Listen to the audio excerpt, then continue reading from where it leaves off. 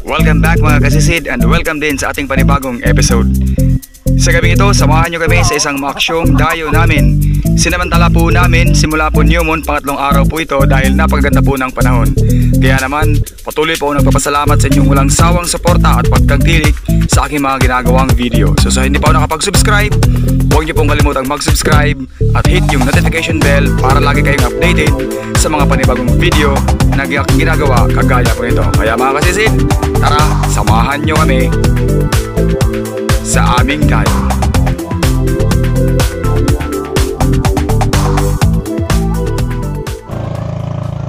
Papalis pa lang kami mga kasisid, pinalangoy kagad ni Dondon si Katribol Babin.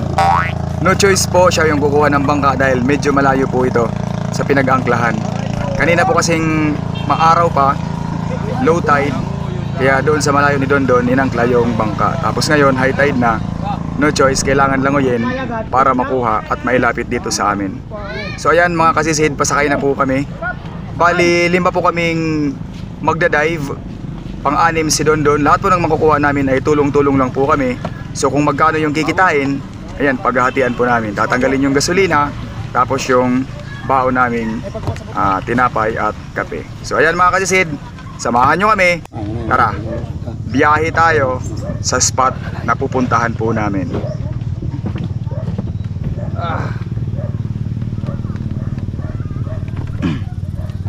Alright. Yung lugar po na pupuntahan namin mga kasisid ay medyo malapit lang po dito sa amin. Kaya kahit madilim na kaming umalis, walang problema dahil siguro mga nasa 30 to 35 minutes lang po ang biyahe papunta doon. Galay tayo para dali ka magihan. Utang sa ulo mo. Utang ulo sa kuha. Yo, palo. Palo-palo. Pa. Okay, lumit.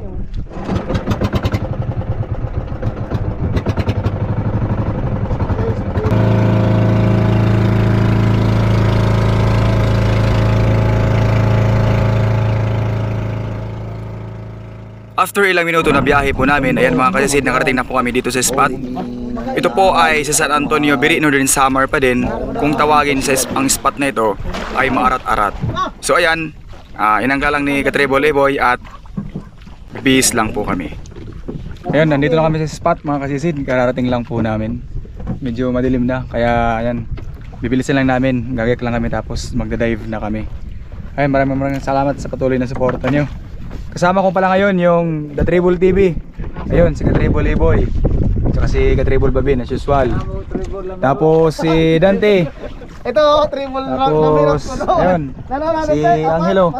Tapos syempre, yung may-ari ng bangka, yung malapit, si Don Don. Ayan mga kasisid, prepare lang kami. Tapos ayan, dive na tayo. Tara, samahan nyo kami.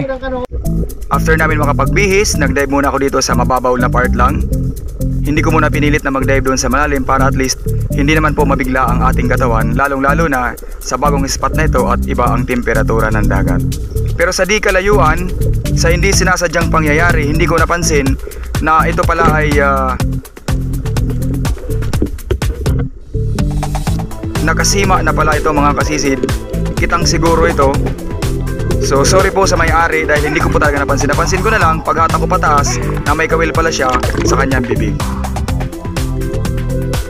Another dive, ayan, tentacled flathead, nakuha ni Katribol Babin, o kung tawagin dito sa amin ay sunog.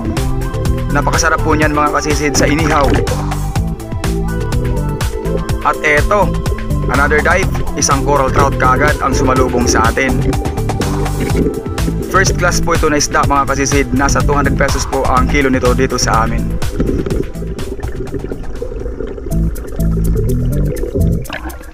Ay, grouper. Napakasarap po nito i-steam, paksiw. Ayos. At eto, dalagang bukid, bumungad, pero eto ang nangyari. Ayun, hindi tinamaan. Naduling si kasisid. Medyo may kalaliman na po ang dinadive po natin mga kasisid, nasa mga 8 dipa na po ito. At eto, isang duhaw or yellowtail na fusilier, isang uri po ng dalagang bukid. Yung ganitong klaseng mga isda mga kasisid, lumalabas po sila doon sa mga malalalim na part dito sa lugar po namin. Kaya naman kung dadaan ka sa medyo gilid, hindi ka po makakakuha nito kasi nandun na po sila naninirahan sa mga bandang malalalim na po.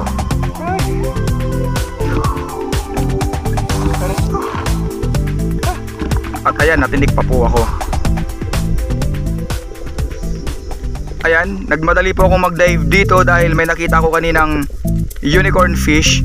Pero pag dive ko, iba na po ang nasa ilalim dahil medyo may agos po ito. Kaya hindi ko na po nakita, kaya bumalik na lang po ako sa surface. At eto, pagbalik po namin sa gilid, eto sumalubong sa akin isang pagulan. Mababaw lang po ito mga kasisid, gumilid po kami dahil napakalakas po ng agos doon sa dulo. Nasa gilid talaga. Bagulo lang kasi. Nasa 1 kilo na rin po ito at ayos na. Pang gasolina na po ito. Napakalakas ng agos.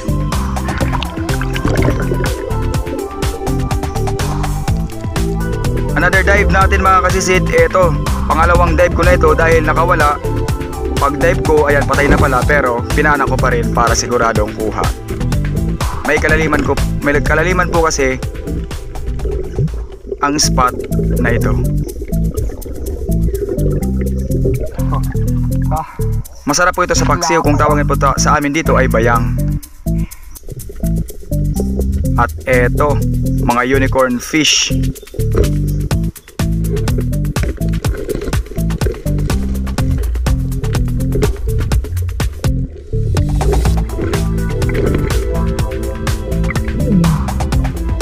Marami po ito dito mga kasisid, kaso lang napaka lalim po talaga ng spot na ito. Tapos medyo may kalabuan po ang tubig.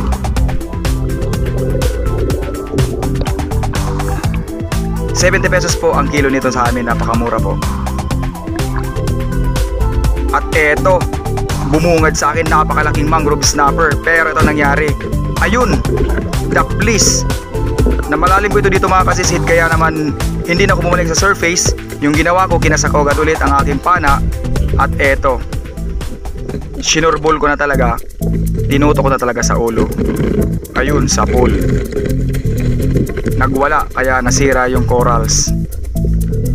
Napakalaki mo nito mga kasisid, mga mahigit 1 kilo po ito.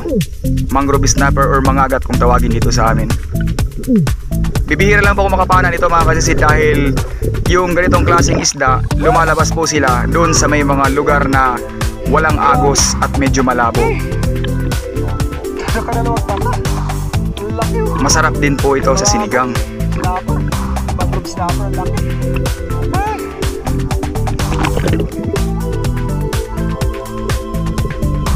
Another dive natin mga kasisid, isang unicorn fish na naman. Ayan. Ang problema lang, hindi tinamaan yung aking alambre, tumagos doon sa bato.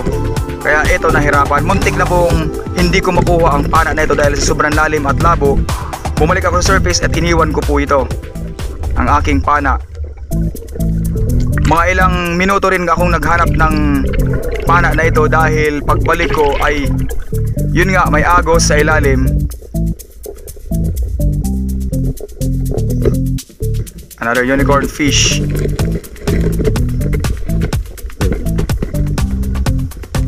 Akala ko hindi ko na makukuha yung pana ko kanina. Nagpatulong ako kay Katribol Babin sa paghahanap, pero ako pa rin ang nakahanap mga kasisid. Itong mahirap dahil wala kaming ginagamit na mga lubid tulad ng ibang mga espero.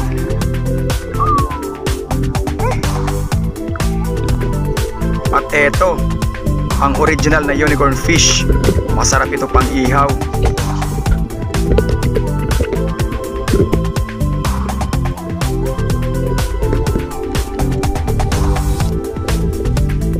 Pag nasa mahigit 1 kilo nito mga kasisid, yung kilo na po nito sa amin dito ay 150 na po ang kuha sa amin. Pinagagawan po ito sa palengke dahil masarap pang ihaw. Sarap dito, surahan. Ay. At eto, bumungan ulit, mangrove snapper. Ayan, yun, sa pool. Sa ulo tinamaan. Kaso lang, sumiksik doon sa pinakamalalim. Kaya ayan, nagwala. napaka-brittle pa naman ng mga corals dito, kaya konting galaw lang ng isda nasisira kaagad.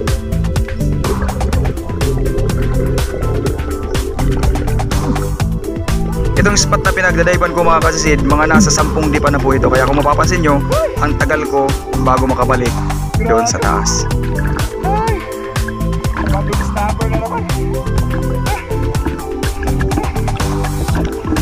After nito mga kasisid, nagdesisyon na kami na umahon na dahil lumabas na po ang buwan. At ando na rin sila ka-Tribol Babin sa taas, nag-aantay na po sa akin. Kunti lang po yung kuha namin dito mga kasisid dahil napakaagang lumabas kaagad ng buwan. Alam naman natin kapag may buwan, madalang na yung labas ng isda. Gusto lang oh. Ay, magkakape kami. Papatanggal lamig. Si ka-Tribol Babin dahil nilalamig si ka-Tribol Babin. Ano, ginaganahan dito sa spot? Hindi ginaganahan sa spot dahil malalim tsaka lubog. Malabo yung dagat. Hindi sanay. Hindi sanay. Kanang amihan lang, hindi din. Sanay ito sa snipe. Tayo ang asir dito sa panilip-silip. Great taste baka naman. Sponsor. Oh, sige. Tribol Iboy oh. Pasimple-simple lang yan. Oh, yung aming kapitan. May nako. Kadang kusan isda. Wala pagod kami bayer. Ilang huli namin mga kasi dahil lumabas kagad yung ban.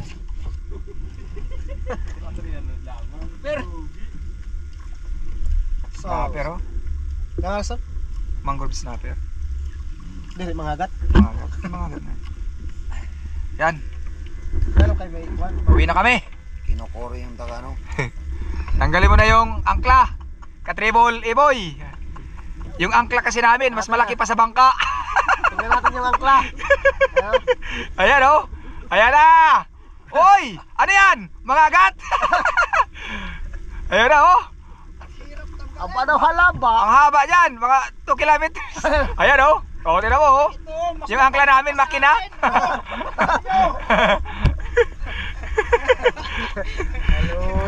Hello, yan lang. Ayan, uwi na kami. Yung bus na. Tabagin.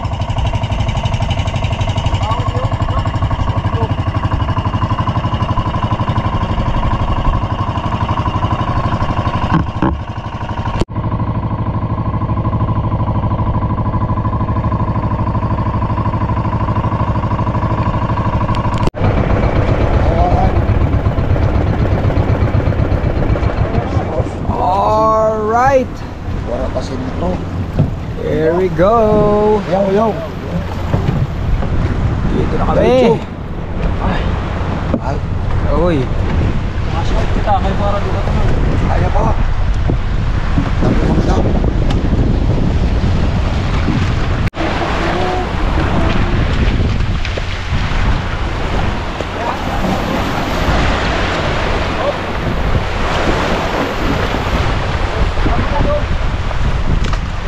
Kiling.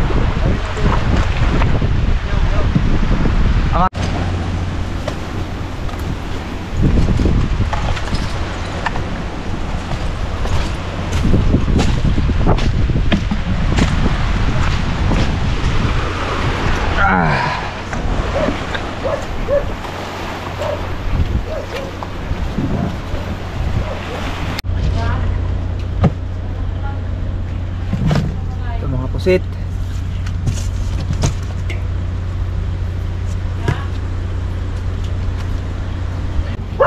Ayan mga kasisid, bali kunti lang yung huli namin. Yung iba paghahatian lang namin tapos iulam namin, tapos yung iba magpapakilo kami. Pambili lang ano, pambayad lang sa ano, sa kape. Panda. O ayan, dito na ako sa bahay mga kasisid, kararating ko lang. Bali si Dondon ang bahala dun sa isda, bukas na. So ayan mga kasisid, maraming salamat po sa panonood. Kung gusto nyo po ang video na ito, huwag nyo pong kalilimutang i-like. At sa mga hindi pa ako nakapag-subscribe, huwag nyo pong kalimutang mag-subscribe. So bali ayan, andito ako ngayon, namamasada ako, tumambay muna ako dito. Bali kinuha ko yung parte ko doon sa napagbentahan na isda na kuha namin nila ka-Tribol Babin. Bali tig 169 lang po kami. Bali 6 kami na spear. Dahil konti lang naman po yung kuha namin. Dahil yun nga, maaga pong umuwi kami dahil alam naman natin, lumabas kaagad yung buwan. So ayan mga kasisid, maraming salamat. Siyempre, blessing pa rin yun para sa akin at sa aking mga kasamahan. Yun lang, ang importante doon, nakalibre tayo ng pang-ulam, tapos may pambigas po tayo, at yung natutustusan yung pang-araw-araw na gastusin. So ayan, siyempre patuloy pa ako nagpapasalamat sa inyo mga kasisid dahil nandyan po kayo palagi, lalo na sa mga hindi nag-skip ng ads, sa mga OFW natin dyan. Ayan. So sa susunod po na video, doon na lang po ako mag-shoutout mga kasisid. So maraming salamat ulit. Kita-kita po tayo sa susunod po na episode.